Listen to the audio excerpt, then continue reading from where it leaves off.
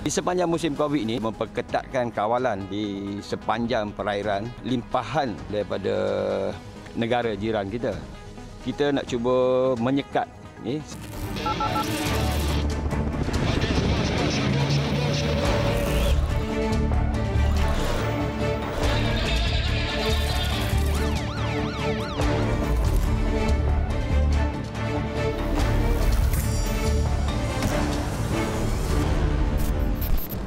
Assalamualaikum dan salam sejahtera. Saya Sofia Nur Solihatun bersama anda selama 1 jam dalam 999, program nombor 1 mengenai jenayah di Malaysia. Terima kasih diucapkan kepada IPD Gombak atas kerjasama yang diberikan buat siaran kali ini. Saudara, kalau dahulunya terkenal dengan gelaran Pasar Sempadan Selayang, didirikan oleh peniaga asing tanpa lesen perniagaan, kini berubah apabila kawalan pergerakan diperketatkan disebabkan pekerja yang terkena jangkitan. 2 wartawan 999 ke lokasi untuk memberi laporan yang terkini. Bila peniaga warga asing, definitely dia tak ada permit peniaga punya. Dan saya difahamkan PBT memang tak boleh keluarkan lesen atau permit peniaga kepada warga-warga asing.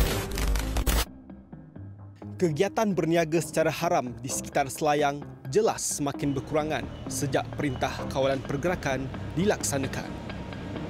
Rabu lalu, 85 anggota Majlis Perbandaran Selayang dengan kerjasama Dewan Bandaraya Kuala Lumpur dan Ibu Pejabat Polis Daerah Gombak mengambil tindakan pantas merobohkan kawasan penjualan haram yang didirikan warga asing.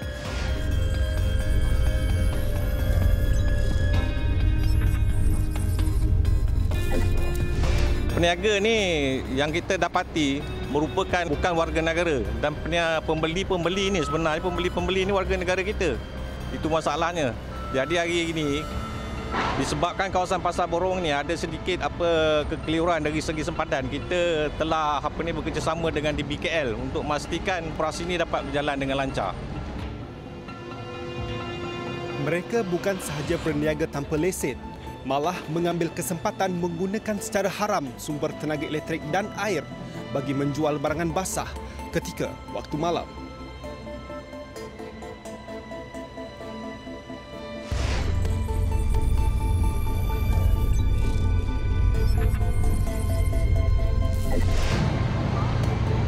Siapa sangka di sebalik bawah jejambat ini dan kawasan yang kotor dijadikan tapak pembinaan Pasar Borong yang didirikan oleh warga asing tanpa izin. Dipercayai kawasan ini telah beroperasi lebih 10 tahun. Oleh itu, Majlis Perbandaran Selayang dengan kerjasama Ibu Pejabat Polis Daerah Gombak memusnahkan kawasan ini serta-merta. Wartawan kami Tun Izami Hashim berada di Kuala Lumpur bagi pemantauan Pasar Borong.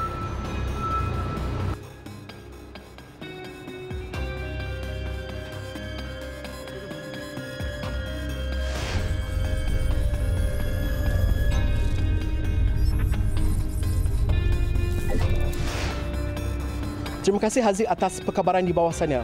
Lain pula kisahnya di Pasar Harian Selayang yang berada di bawah seliaan Dewan Bandaraya Kuala Lumpur, kerana kawasan ini yang dahulunya riuh dengan pelanggan untuk memberi barang keperluan asas kini dapati sunyi kerana ia telah pun dikosongkan kerana 2 pekerja di sini didapati positif COVID-19 dan kerja pembersihan dan sitaan akan dilakukan pada hari Khamis oleh pihak DBKL dan juga Kementerian Kesihatan Malaysia bagi memastikan kawasan ini bebas COVID-19.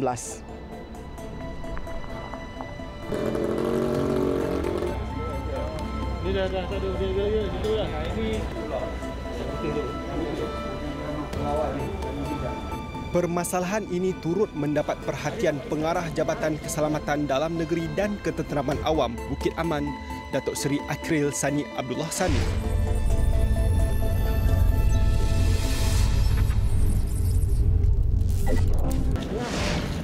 kita nak kawal balik pergerakan orang ramai dan juga pergerakan perniagaan di kawasan Pasar Borong KL dan juga Pasar Harian Selayang.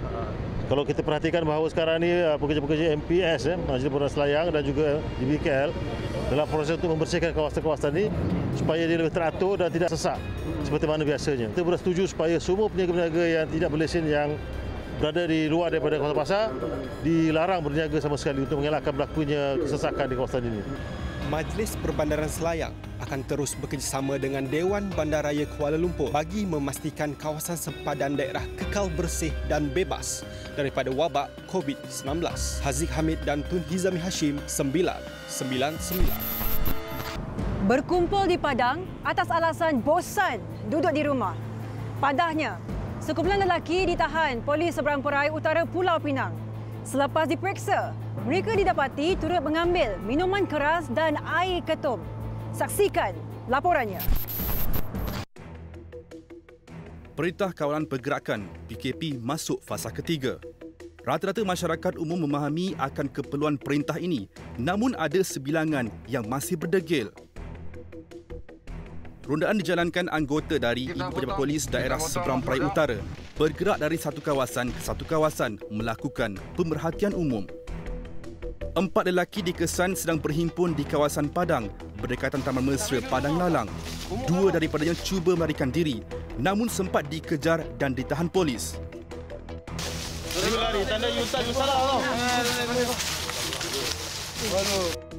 Pemeriksaan lanjut menemukan botol yang berisi minuman daun ketum. Sekarang punya isu COVID, you boleh duduk sini lagi? Siap. You tak nak takut ke? Apa Zat mau duduk bawa pokok, tak mau duduk rumah? Semua tak ada lain, macam tak main. Oh, main je. Habis tu minum ketum. Itu ini betul lah, ini macam.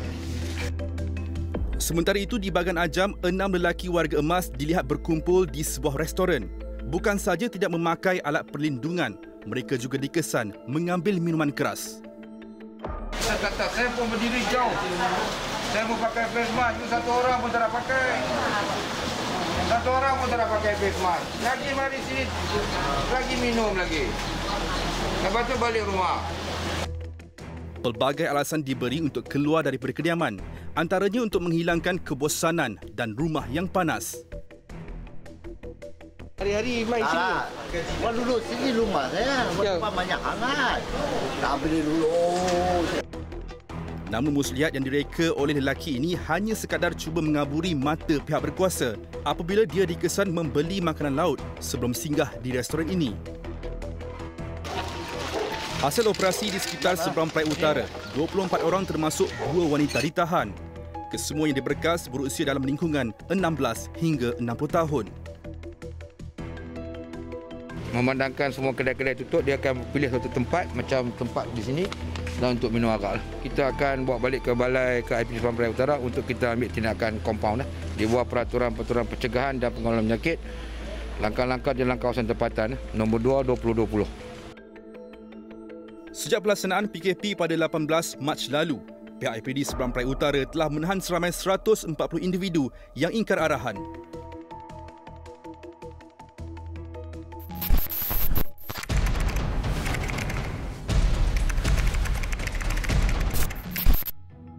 Serbuan pihak polis ke sebuah rumah di Tanjung Karang, Selangor berjaya merampas hampir 73 kilogram dadah bernilai 3.5 juta ringgit. Rampasan membabitkan 4 guni plastik berisi syabu dan 4 bungkusan mengandungi Aramin 5. 2 daripada 6 sekeluarga yang ditahan direman 4 hari bagi membantu siasatan di bawah Seksyen 39B Akta Dadah Berbahaya 1952. Leka berjudi dan berhibur, 20 individu ditahan pihak polis di sebuah kondominium mewah di Johor Bahru, Johor. Wang tunai bernilai lebih RM56,000 serta daun teruk dirampas bersama dadah jenis ketamin dan syabu. Semakan mendapati 7 daripada mereka memiliki rekod jenayah lampau. Hasil ujian air kencing pula, 12 individu positif dadah. Seorang remaja bertindak membawa mayat rakan wanitanya sejauh 15 km menaiki motosikal sebelum ditinggalkan di bawah garaj keluarga mangsa. Mayat gadis terbabit ditemui datuknya dalam keadaan dibungkus kain. Mangsa dipercayai meninggal dunia akibat kemalangan setelah motosikal dinaiki mereka bertembung seekor kerbau. Suspek kemudian ditahan untuk tindakan lanjut. Yang dipecah tugaskan mengikut kawasan yang telah disebutkan tadi, termasuk 2 unit Hilux Jet Fox.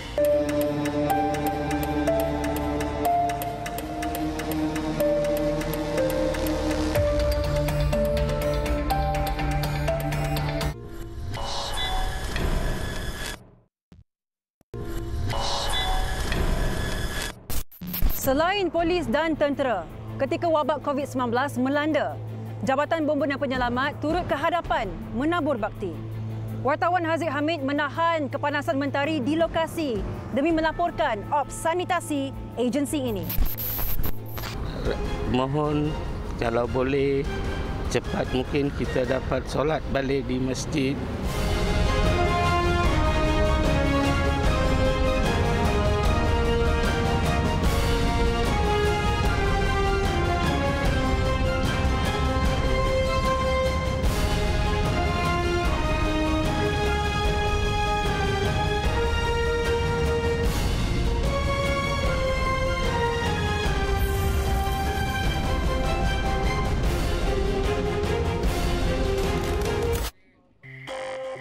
Seramai 30 anggota dari Jabatan Bomba dan Penyelamat Malaysia, JBPM Kuala Lumpur, dengan kerjasama Kementerian Perumahan dan Kerajaan Tempatan serta Dewan Bandar Kuala Lumpur melaksanakan operasi sanitasi awam di 11 kawasan terpilih sekitar Kuala Lumpur. JBPM melaksanakan operasi pembersihan di kawasan Pantai Dalam dan Seputih untuk proses nyah cemar membasmi virus berbahaya COVID-19.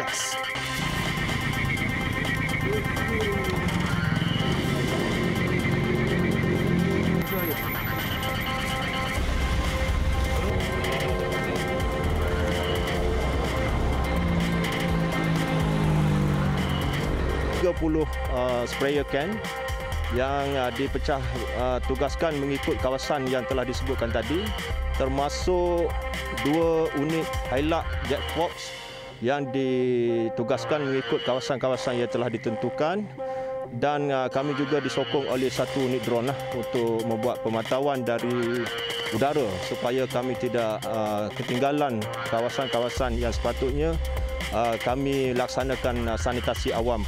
Pemantauan udara melalui kamera drone dilaksanakan ketika proses semburan anti kuman bagi memastikan ianya dapat dilaksanakan dengan sempurna.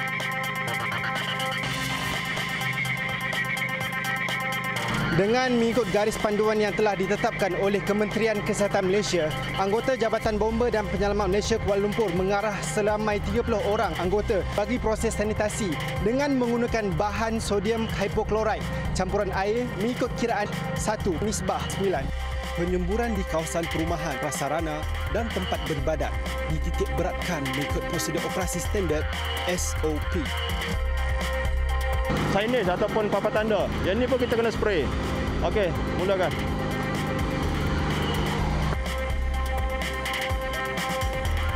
Radius di Pantai Dalam ini kita meliputi kawasan 1.5 km.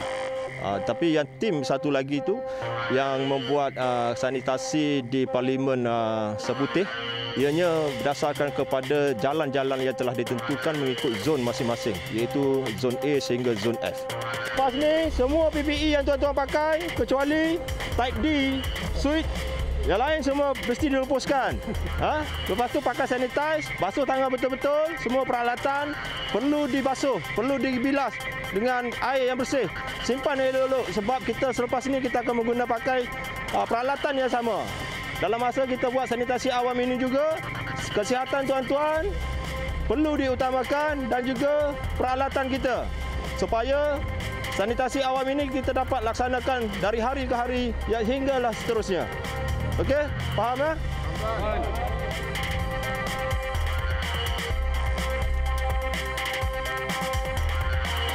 Umum mengharapkan operasi ini berjaya membawa hasil yang dinantikan agar dapat kembali menjalankan aktiviti seperti sedia kala.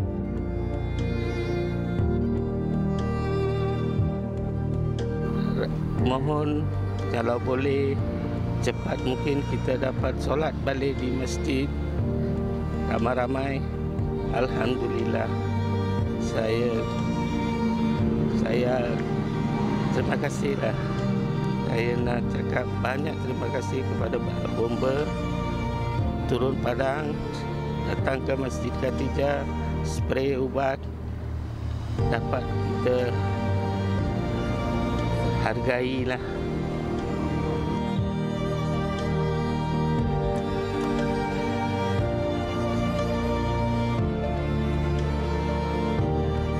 dikenali secara tradisi sebagai penyelamat kebakaran, anggota Jabatan Bomba dan Penyelamat Malaysia sentiasa bersiap sedia untuk berjuang di barisan hadapan menempuh musuh zarah kecil COVID-19.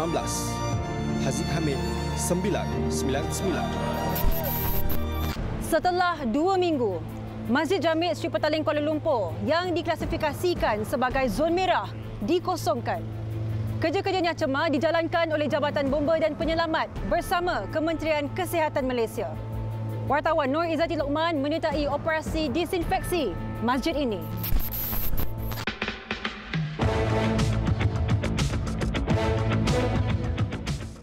Jam 9 pagi, operasi disinfeksi atau nyah kuman di Masjid Jami' Sri Petaling Kuala Lumpur dimulakan.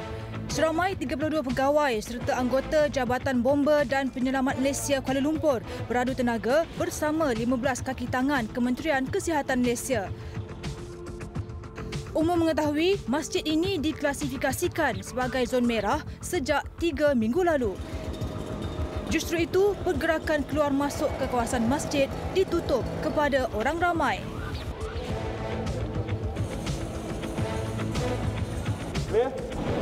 Proses nyakuman di seluruh kawasan masjid seluas 6 ekar mengambil masa 2 hari. Hari pertama, proses disinfeksi melibatkan kuartus penempatan dan madrasah. Hari ini, hari kedua, proses nyakuman difokuskan di ruangan ibadat dan sekitarnya. Kawalan keluar masuk ke bahagian ini memang dikawal oleh pihak PDRM, dan untuk pihak kesihatan dan juga pihak bomba dan juga agensi lain yang untuk melakukan aktiviti di kawasan ini, memang kita melaksanakan full PPE. Selepas 20 minit operasi, kru 999 dibenarkan ke ruang lobi masjid. Awalnya, kami hanya boleh berada di kawasan parkir sahaja. Okey, sekarang ini kawasan lobi ini sudah diklasifikasikan sebagai zon hijau. Selepas prosesnya cuma dilakukan oleh pihak bomba dan juga KKM. Dan walaupun sudah dikategorikan sebagai zon hijau, tapi kami tidak dibenarkan untuk menyentuh mana-mana bahagian di sekitar kawasan masjid ini. Dan sekarang ini tugas-tugas nyah cemar sedang dilakukan di dalam masjid sebelum pemasangan kapet dilakukan.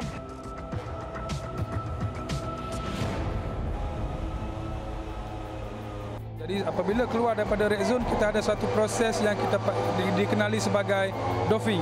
Ini telah pun ditetapkan dalam SOP kami, SOP pengendalian barang bahaya, yang mana petugas-petugas akan ditanggalkan PPE secara proper mengikut prosedur yang telah pun ditetapkan. Untuk PPE yang kita pakai ini, kita kena kenali sebagai Type C ataupun Type V. Ini adalah disposable. Sekali guna saja, selepas kita pakai, kita akan lupuskan terus. Masjid Sri Petaling termasuk di bawah daerah lembah pantai yang mencatat rekod tertinggi jangkitan COVID-19 dan kesemua daerah di Kuala Lumpur sudah dikategori sebagai zon merah bermula dengan lembah pantai, Kepong, Titiwangsa dan Ceras. Daripada itu, 3 kawasan telah diisytihar Perintah Kawalan Pergerakan Diperketat PKPD melibatkan blok kediaman di Jalan Munshi Abdullah dan Jalan Masjid India. Tinjauan mendapati keseluruhan lokasi ditanda dengan garisan kuning polis dengan jarak perimeter kira-kira 100 hingga 150 meter. Selain pemantauan 24 jam, kelihatan kawat berduri turut memagari pintu keluar dan masuk kediaman bagi menyekat penularan wabak pandemik. KKM apabila di satu kawasan PKPD, kami akan menempatkan satu tim pasukan perubatan stesen di kawasan tersebut untuk mengendalikan kes-kes emergency, mengendalikan kes-kes yang memerlukan rawatan harian, ubatan yang tidak cukup dan kita kena bagi dan sebagainya. Untuk proses disinfeksi ini kami bergantung kepada penyelarasan pada pihak KKM untuk di kawasan red zone ini ataupun epicenter ini. Jika KKM menilai perlunya kita buat disinfeksi ini, bersama-sama Jabatan Bomba kita akan buat disinfeksi secara mengikut keperluan. Tajamnya kawat duri pasti akan melukai sesiapa sahaja yang melanggarinya. Begitulah tajamnya arahan yang dikeluarkan oleh pihak berkuasa, pihak kerajaan bagi mengatasi penularan wabak COVID-19 ini, dan bagi sesiapa yang ingkar ataupun gagal mematuhi arahan ini, pasti mereka akan terluka sekaligus menyebabkan ancaman kepada nyawa sendiri. Nur Izzati Lokman, 999 TV3.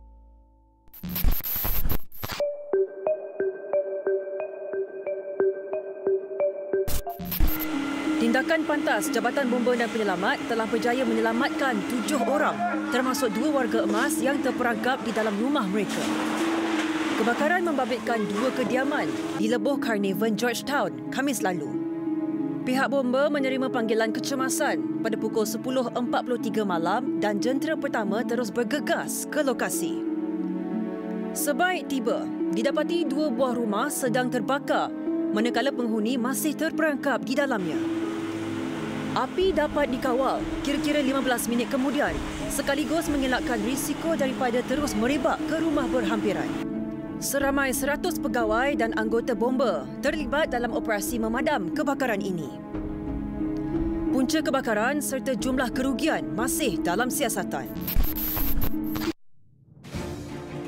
95. 95. Kau ya. Mana satu beg?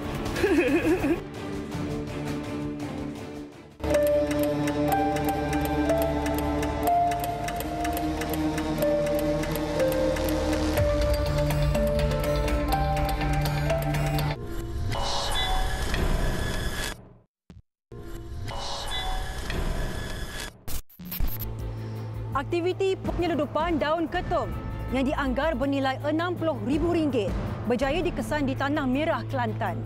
Suspek turut menggunakan kad kuasa membawa barangan keperluan ketika tempoh Perintah Kawalan Pergerakan PKP bagi mengaburi mata pihak berkuasa. Antara laporan liputan 3 kes disediakan 999.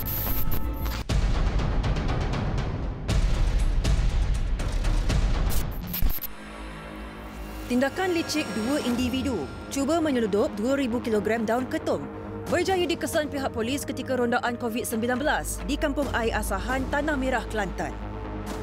Pemeriksaan ke atas sebuah lori yang dinaiki 2 lelaki menemui daun ketum yang dibungkus menggunakan bungkusan bihun dan kotak kosong.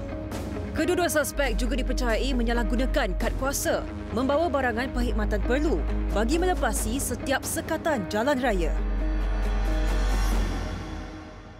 Lori ini selain daripada membawa muatan seperti mana yang dideklarkan di dalam borang berkenaan, ianya termasuk di dalam essential service, tetapi di sebaliknya terdapat daun-daun yang kita syaki daun ketum. Pada mereka yang membawa barang-barang ataupun perkhidmatan di bawah essential service, kita akan cek secara terperinci. Pemandu dan Kelindan berusia 48 dan 51 tahun dibawa ke Ibu Pejabat Polis Daerah Tanah Merah untuk siasatan lanjut. Sepanjang tempoh Perintah Kawalan Pergerakan PKP, rampasan daun ketum ini adalah kes pertama dan terbesar di Kelantan setakat ini. Hasil kawalan ketat dan kerjasama erat pelbagai agensi penguatkuasaan di wilayah sempadan negara membuktikan penyeludupan dapat dibantras. Sepanjang tempoh fasa pertama PKP, terdapat 3 kes melibatkan 2 rampasan petrol berjumlah 890 liter serta 510 kg minyak masak. Manakala, fasa kedua PKP pula telah mencatatkan kejayaan rampasan 300 liter petrol. Dalam tempoh 18 Mac sehingga semalam, KPDN HEP Kelantan dengan kerjasama agensi penguatkuasaan lain turut merampas 3 buah kenderaan termasuk sebuah bot yang digunakan dalam kegiatan penyeludupan di sempadan Malaysia, Thailand. Kita percaya dengan penurunan harga minyak yang diumumkan baru-baru ini turut mempengaruhi faktor penyeludupan yang berlaku. Siasatan masih dijalankan dan kita masih cuba mengenal pasti dalang di sebalik sedikit-sedikit penyeludupan ini. Sehingga kini, hasil rampasan yang diserahkan kepada KPDN HEP adalah bernilai RM22,000. Kes disiasat mengikut Seksyen 21 Akta Kawalan Bekalan 1961. Pasukan Gerakan Am PGA antara barisan hadapan yang memantau kes penyeludupan di sempadan Malaysia, Thailand. Kawalan dan operasi termasuk di 88 pengkalan haram di sepanjang tebing Sungai Golok. Sejak Perintah Kawalan Pergerakan PKP diperkenalkan, Kekerapan rondaan oleh pasukan PGA Batalion 7 dengan kerjasama pasukan Polis Marin mencatatkan kejayaan apabila tiada sebarang pencerobohan berlaku. Rondaan ni bukan setakat rondaan bot, kita buat rondaan jalan kaki, JK. Kita buat rondaan berkereta. Di samping itu unit-unit kita, unit resikan sepadan, biasa berganding bahu dengan agensi lain. Pastikan perairan sepadan Malaysia sentiasa dalam keadaan selamat dan terkawal. Selain itu, kita pastikan masyarakat patuhi arahan perintah kawalan pergerakan sentiasa dipatuhi. Tinjauan 999 bersama anggota penguatkuasa di sepanjang 20.5 km sungai mendapati keadaan tenang tanpa kelihatan bot yang merentasi. Sekiranya ada aktiviti penyeludupan dikesan, tindakan tegas akan diambil mengikut Akta Polis 1967.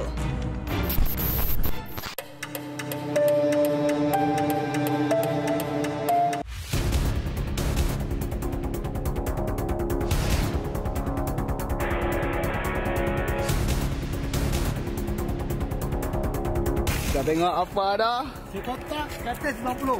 Berapa? 95. 95. Kau ni ah. Mana satu beg?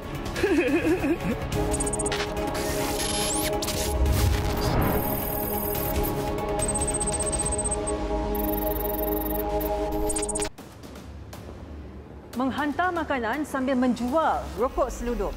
Dengan berselindung di sebalik pekerjaannya di sektor penting negara, seorang penghantar makanan cuba mengaburi kegiatan haramnya iaitu menjual barangan selundup ketika tempoh Perintah Kawalan Pergerakan Fasa Kedua. Begitupun, tembelangnya pecah apabila video berdurasi 12 saat itu memaparkan aksinya menjual rokok selundup tular di media sosial.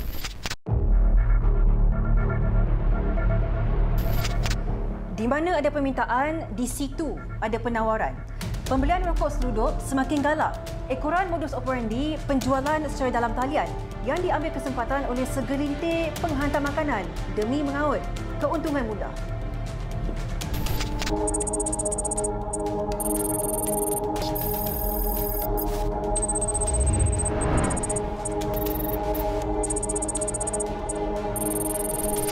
Encik Tarmizi di antara mereka yang telah pun menonton video viral itu. Assalamualaikum Encik Tarmizi. Boleh kongsikan bersama kita apakah disebabkan kelakuan seorang penghantar makanan ini pada ketika ini Sekatan Jalan Raya semakin ketat memeriksa setiap mereka yang menghantar makanan? Memberikan impak negatif pula kepada pengguna. Sebab kena tunggu lebih lama, tapi nak macam mana kan? Kerana rider tu sendiri dah buat salah, yang lain pun kena juga. Ketika Perintah Kawalan Pergerakan ni, rider ni adalah antara pihak yang boleh bergerak lah, keluar mencari rezeki, tidak seperti orang lain terpaksa berkurung di rumah. Namun mereka menggunakan peluang ini sebagai sumber pendapatan yang baik, tapi cara yang salah. Matlamat tidak menghalalkan cara. Tapi untuk mendapatkan keuntungan lebih, mereka buat rokok selundup, air ketum, dan ini adalah tidak wajar kerana mereka seharusnya ada sifat lebih bertanggungjawab dan jujur terhadap tugas mereka. Kerana nila setitik, rosak susu sebelanga. Video yang mendapat lebih 30,000 tontonan itu dikritik netizen yang menyifatkan kegiatan itu sebagai mencela imej pekerjaan tersebut.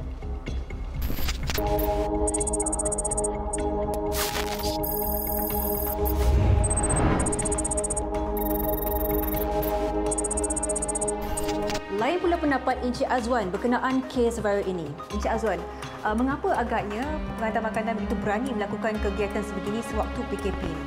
Kebanyakan penguatkuasa ataupun frontliner kita sibuk melakukan sekatan. Jadi kegiatan-kegiatan mereka ni susah untuk dijejaki.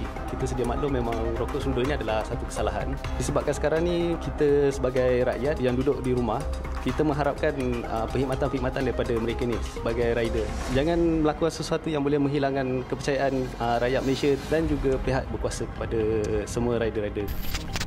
Menurut Pengarah Operasi Penguatkuasaan Unit 3 Zon Tengah, Jabatan Kastam Diraja Malaysia, Dato' Abdul Wahabi Abdullah, pihaknya sentiasa bertindak pantas untuk melaksanakan operasi bagi membanteras sindiket penjualan rokok selundup. Malah, syarikat perkhidmatan penghantaran makanan itu turut dihubungi bagi mengesan suspek.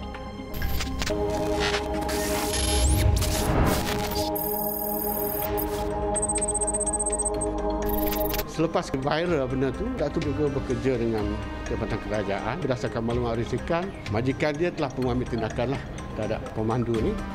Mereka pun tidak berani untuk membawa barang-barang melalui kastam ni atau barang-barang larangan, sebab di samping pemeriksaan oleh pihak kastam, juga kita ada MOU dengan pihak polis. Di Sekatan Jalan Raya, pihak polis juga membuat pemeriksaan. Sepanjang tempoh PKP ni, walaupun kastam bukannya essential services, tapi kita bekerja full force. Suspek kini berdepan dengan hukuman penjara maksimum selama 3 tahun atau didenda sehingga 20 kali ganda nilai barangan jualan atau kedua-duanya sekali jika sabit kesalahan. Dan kes kini disiasat mengikut Seksyen 135/1/D Akta Kastam 1967. Ini akan sentiasa berada di laut dalam 24 jam. Akan membuat pemantauan kita punya perairan. Sepanjang PKP ini kita lipat ganda lagi kita punya kekuatan kita.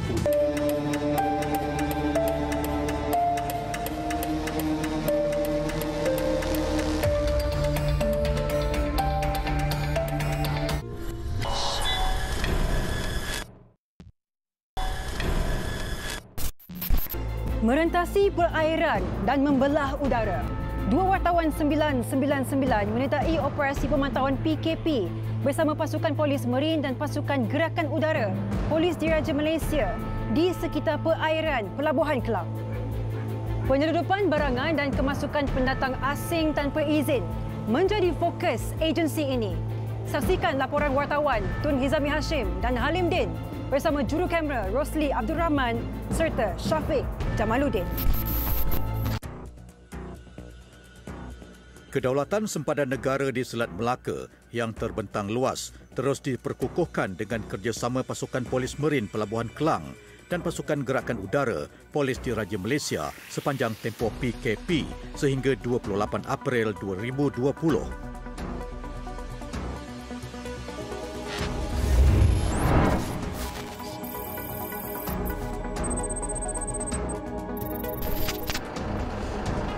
Dua kru 999 membuat liputan ini. Wartawan Tun Hizami Hashim bersama juru kamera Syafiq menyertai pasukan gerakan marin berlepas dari Pengkalan Polis Marin Pelabuhan Kelang, dan saya Halim Din bersama juru kamera Rosli Abdul Rahman menyertai pasukan gerakan udara berlepas dari Pengkalan Udara Subang, dan kami akan menaiki pesawat ini Equirel AS355.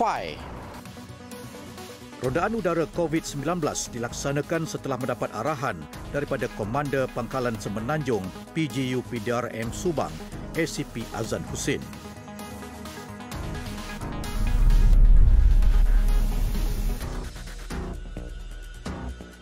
Objektif pasukan gerakan udara ni adalah untuk membantu lain-lain unit di dalam PDRM dan lain-lain agensi kerajaan dalam memberikan perkhidmatan udara. Di sepanjang musim COVID ini, memperketatkan kawalan di sepanjang perairan limpahan daripada negara jiran kita.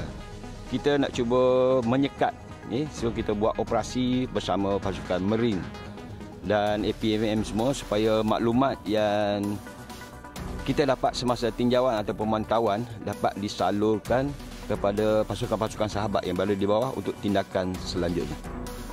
Tinjauan udara yang diketuai Komander Ops Udara 18 DSP Aisyah Abdullah juga disertai pembantu juruterbang ASP Suhazmi Sukur dan pemerhati udara Sub-Inspektor Muhammad Yani Abdul Malik.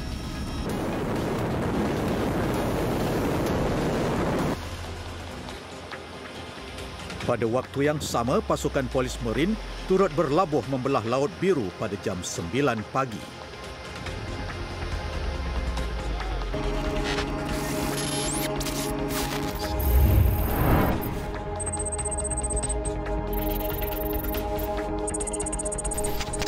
Perairan dari Kuala Bernam ke Kuala Sepang yang berkeluasan kira-kira 281 km ibarat 2,500 pada mula ini menjadi medan tempur bagi pasukan polis marin Pelabuhan Kelang, dan laut sedalam 5 meter ini turut dijaga oleh 13 anggota setiap hari secara 24 jam. Keselamatan para nelayan dan kru kapal dagang daripada dijangkiti wabak COVID-19 sentiasa berada di bawah pemantauan Pegawai Risikan dan Operasi Pasukan Polis Marin Pelabuhan Kelang ASP Mazri Cik Mahmud.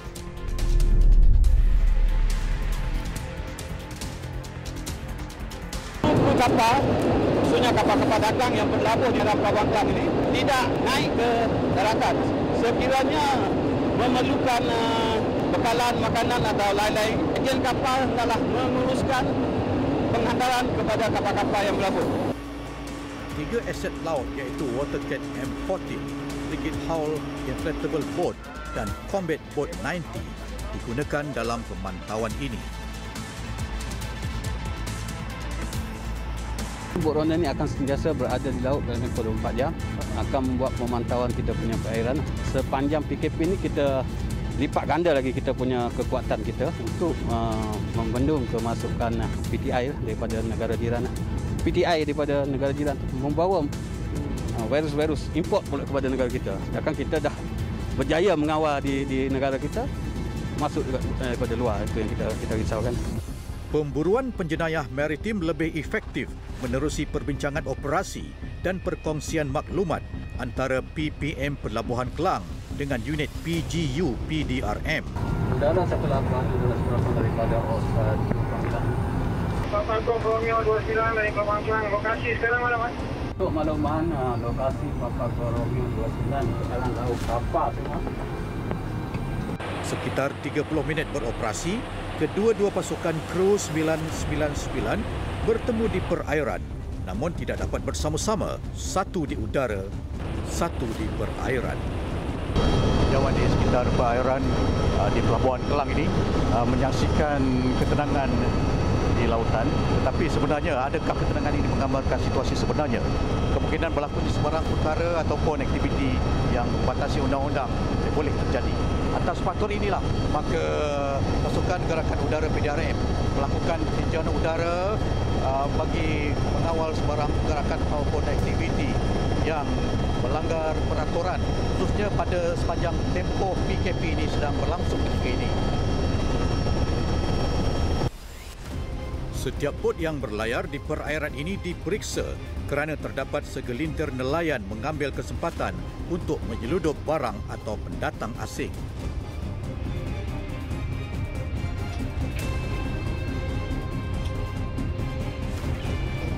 Mana bang? Nak ambil surat port clearance. Ambil dokumen, buat balik. Pengusaha taksi bot sekalipun, jangan kalau ada kru kapal nak naik, jangan ikut bagi dia naik. Saya pastikan ada surat daripada ejen diorang, baru saya bawa. Arahan PKP dipatuhi. Kalau jumpa bawa orang, kemudian kita tangkap lah. Sekarang ni tak ada nasihat lagi lah. Okey, terima kasih. Lesen menangkap ikan dan identiti nelayan juga diteliti bagi memastikan Akta Perikanan 1985 tidak dilanggari mereka. Biasanya kita cek lesen inilah, tarikh lesen ni lah. Mati tak mati. Selain daripada itu, biasanya kita periksa kru lah. Macam ni dia memang sekarang ni rakyat tempatan. Kita tak ada masalah lah. Ada setengah bot yang menggunakan rakyat asing dan sebagainya. Kita akan tanya permit dan pasport dan sebagainya lah. Rondaan kami bersama 7 anggota PPM Pelabuhan Kelang mengesan tindakan segelintir nelayan yang memandang remeh mengenai aspek keselamatan diri ketika berlayar di laut. Uncle tak pakai life jacket? Kopi muka tak ada, tak bawa? Tak bawa. Hilang? Okey, Uncle pastikan pakai life jacket. Sekarang PKP, tolong jaga keselamatan. Selain itu, keselamatan hampir 2,000 penduduk di Pulau Ketam turut dipantau, termasuk mereka yang bekerja di pelantar sangkar ikan. Kita dalam pelaksanaan PKP Jadi kita dah keluar semua. Semua duduk sini, kita beli makanan, makan ikan macam saja lah. Tak perlu pergi mana sekarang. Kerja tempatan berapa orang? 3 warga asing. Kalau tak boleh keluar ikan semua. Ikan sini selalu jual di mana? KL sini semua. Kita dihantar ni. Kita dihantar ikan kelapu ke, mela ke, sekap itulah. Jenahak macam ni lah. Pemeriksaan di Pulau Ketam berkeluasan 22.9 km persegi kerap dilakukan kerana lokasi ini sering menjadi tempat persinggahan bagi pendatang asing tanpa izin. PTI yang bekerja di sangkar ikan melihat kehadiran kita, parti-parti ni yang kosong akan akan terjun ke air. Apabila dia masuk ke air, di tong-tong biru yang dijadikan pelampung ni, dia akan masuk ke dalam, dia bersembunyi di dalam tong lah. Jadi dia boleh duduk dalam ni sampai 2-3 jam pun tak ada masalah. Penyaluran maklumat oleh komuniti nelayan kepada pihak PPM juga membantu dalam membanteras jenayah maritim kerana pada tahun 2019 sebanyak 242 kes berjaya dikesan dengan nilai rampasan 20 juta ringgit. Memang daripada dulu nelayanlah mata telinga kita di laut dan banyak membantu kita dalam keberhasilan kita punya operasi. Bukan saja semasa PKP ini, sebelum-sebelum ini pun memang banyak nelayan membantulah.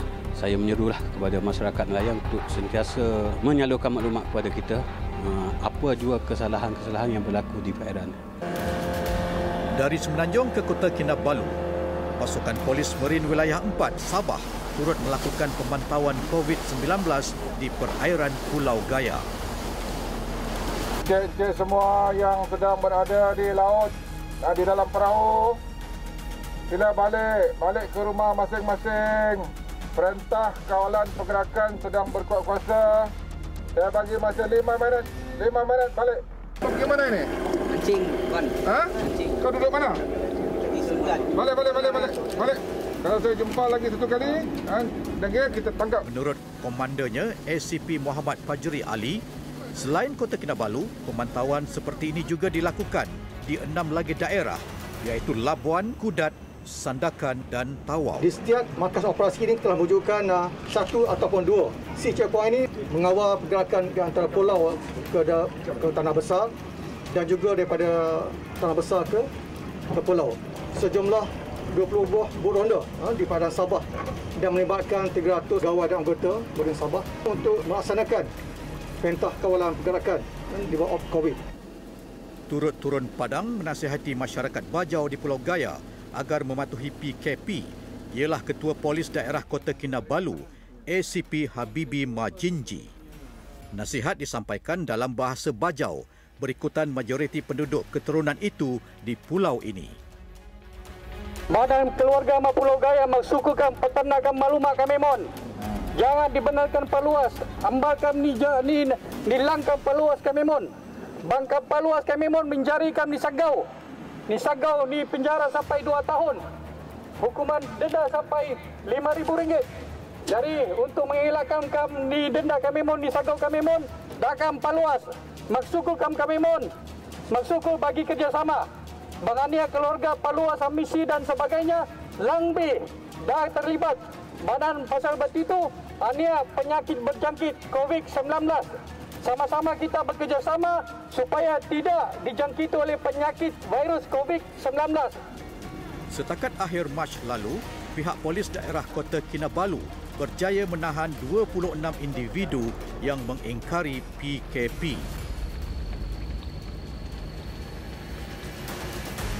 Untuk APD Kota Kinabalu, kita telah bagi nasihat kepada masyarakat. Selepas bagi nasihat, kita bagi amaran dan sekiranya mereka tidak ikuti amaran tersebut, kita telah menjalankan tangkapan.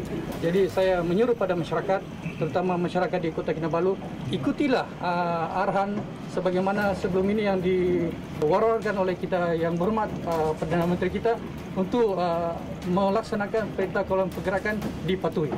Dalam kesibukan melakukan pemantauan COVID-19, Pesuruhjaya Polis Sabah, Datuk Zaini Jas, turut mengarahkan anggotanya agar terus mengawal kegiatan jenayah lain, terutamanya culik untuk tebusan yang melibatkan kumpulan pengganas. Di dalam bukan tempoh PKP, satu kawasan yang sibuk. Masyarakat berulang-alik daripada Pulau Gaya ke Tanah Besar ke Pulau Gaya dengan masing-masing punya aktiviti nak membelah pulau ke Tanah Besar ataupun membeli barang Tanah Besar dan tujuan-tujuan lain. Tapi hari ini alhamdulillah, kalau kita lihat, saya boleh katakan langsung tak ada pergerakan. So, syabas dan tahniah saya ucapkan pada Polis Marin atas penguasaan yang berkesan. Kolaborasi antara pihak pasukan Polis Marin dan pasukan gerakan udara PDRM pasti dapat melumpuhkan kegiatan jenayah maritim, seterusnya menjamin keselamatan masyarakat, khususnya sepanjang tempoh PKP daripada wabak COVID-19. Halim Din dan Tun Hizami Hashim, 999. Terima kasih kerana setia bersama kami sehingga ke penghujung rancangan. Seperti biasa, sebarang aduan berkenaan kegiatan jenayah boleh disalurkan ke laman sosial rasmi 999 seperti tertera. Jaga keselamatan, jaga kesihatan. Elakkan berada di tempat awam sekiranya tiada keperluan. Duduk di rumah. Saya, Sofia Nur Solihatun, mewakili tim penerbitan 999 mengucapkan Assalamualaikum dan selamat malam. Ingat, jenayah membawa pada.